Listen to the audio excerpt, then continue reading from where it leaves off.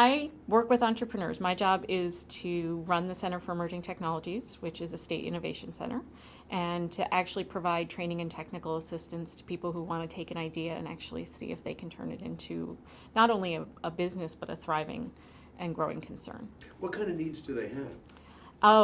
It's a whole range, because the idea part feels hard, but it gets much harder when you actually have to see if you can operationalize that and turn it into a sustained revenue source and actually go out in the world and get people interested in buying what you're selling. So they have questions about, how do I put together the right team? How do I know how to price this? How do I know where to sell it? How do I know who's going to buy it? How do I test this idea in the market? How do I protect my information and my idea? How do I make the right business decisions with the right people? A lot of this is unknown territory for them, and in some cases they are experts in their field, whether they're a scientist or in other fields and endeavors, a technologist. They're not necessarily a business person per se, and so they have a lot to learn on that side. When you think about what it is you want to see in the world, how you want the world to be different than before your idea existed, it takes a lot to go from point A to point B. And that's why most people think about their idea for a really long time and may never see the light of day.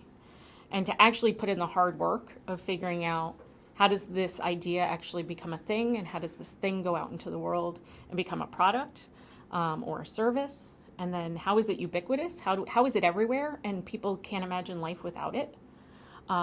There's a lot of steps from point A to point B.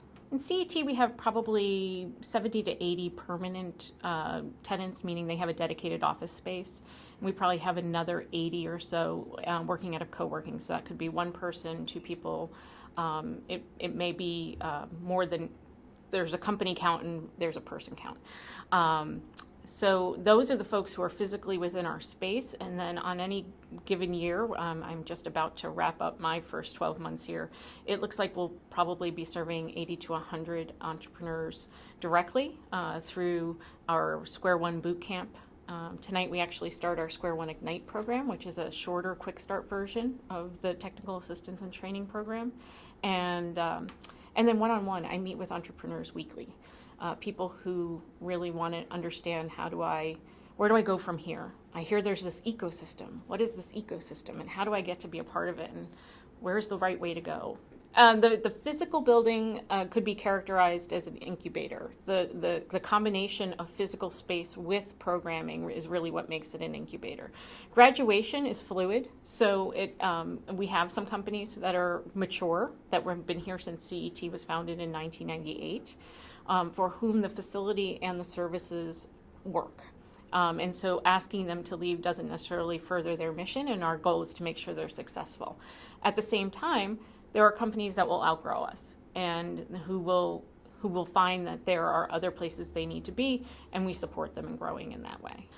We very much want them to see CET as a place where they can come get education and experience, they can meet mentors, they can get connected to a wider community. We want you to live, so to speak, wherever that office environment is most conducive to the work you're doing, and we want you to see CET as an extension of your community and where you can find good people and good ideas.